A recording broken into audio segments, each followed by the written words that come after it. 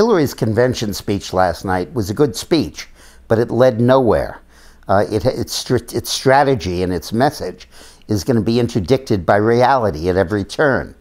And ultimately, the lines of attack and the lines of proposal that she laid out in that speech are each fated to be destroyed by events, by reality, and by what's actually going on in the world. It was a well-delivered speech for her, less screechy than usual, but I think that it strategically shows that she basically has no message. By the time you strip away each of the things she was saying and look at the reality underneath, her entire campaign is basically, I'm a woman and I'm running against Donald Trump and he's awful. And that's not enough for a presidential campaign. She began the speech by saying, let's compromise and work together. Well, is there any woman in the world, any person in the world, less likely to compromise and less known for a spirit of kindness and brotherly or sisterly love than Hillary Rodham Clinton? We watched her for 40 years, from the healthcare fight through Benghazi, through the emails. This woman never compromises, never meets anybody halfway. And yet she's basing her campaign on a willingness to do that. She says, we do not need to be afraid. The hell we don't. We're scared to death with attacks in Nice and Paris and Brussels and Scandinavia and San Bernardino and all of the attacks that have taken place throughout the country and throughout the world. We're terrified, justifiably terrified, about where the next terrorist attack is going to occur. And if that doesn't have us all upset, how about the targeted, planned assassinations of police officers by Black Lives Matter people in Dallas and in Baton Rouge? Killings literally aimed at killing cops. Now, if those don't terrify you, if that doesn't make you afraid, what will? And if the basis of her campaign is, we're not afraid, well, that's very gallant, but it's not what the American people are thinking. Then she criticized Trump for saying, I alone can do all this. I alone can do it. And she was saying it takes a village. It takes the combined efforts of everybody. Well, America is looking for strong, decisive leadership. They're looking for someone who's hands-on and involved and working to make sure something happens. They don't want a committee to do it. They don't want to have somebody else blamed. The gridlock in Washington is driving them nuts. It's not that we have too strong a government, it's that we have too weak a president and too weak leadership.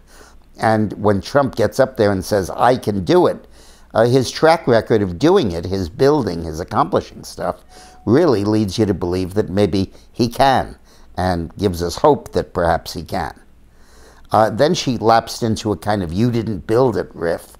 You remember after Obama's last campaign, he said to a businessman, you didn't build this business. The guy who taught you English did, and the person who paved the road that you drive to work every morning did. They all built the business, and presumably they're entitled to a piece of it. That kind of collectivist thinking is not an easy sell in the United States, the land of rugged individualism.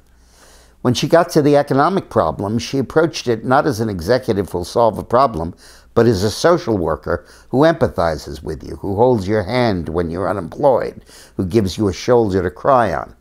Now, apart from the fact that Hillary is tough as nails and nobody could imagine crying on her shoulder, that's not, again, what Americans want. And to the extent she proposed anything economically, it's the same old Keynesian nonsense of the stimulus package that Obama proposed. In the first 100 days, I'm going to spend all kinds of money getting the economy moving again. That kind of thinking just doubled the national debt in return for a paltry 2 to 3% annual theoretical growth rate.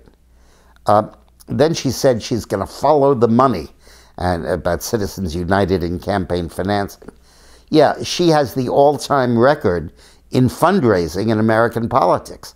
This woman has raised well over $1 billion between the Clinton Foundation, the Global Initiative, her '08 campaign, her current campaign, and her various Senate campaigns and her husband's campaigns.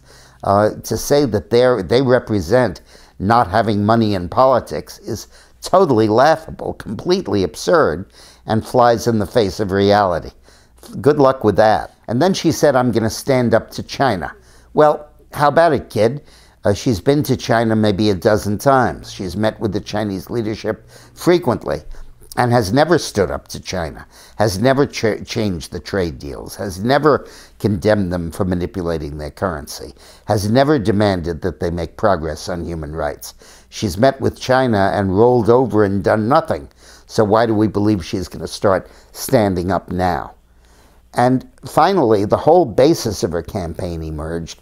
Does Donald Trump have the temperament to be president? Can a man you can bait with a tweet be in control of nuclear weapons? Well, that's a slender reed for a political campaign. Does anybody really believe Donald Trump is going to start a nuclear war? And when it comes to war, Hillary has the monopoly on that. It wasn't Trump that urged getting into Iraq. It wasn't Trump that got us into Libya. It wasn't Trump that wanted to get us into Syria. All of those were Hillary. Hillary's so insecure about her power as a potential female commander-in-chief that she's going to be anxious to show people that she's tough, like Thatcher did in the Falkland Islands and Golda Meir did in Israel with the Arabs and Gandhi did with Pakistan. And that kind of prove I'm tough war is very likely under a Hillary administration. Now, in terms of temperament, Trump needs to clean up his act a little bit. He needs to stop doing some of the crazy stuff he's been doing. But he has stopped. I think over the last month, he's been remarkably disciplined and very effective and hasn't put his foot in it.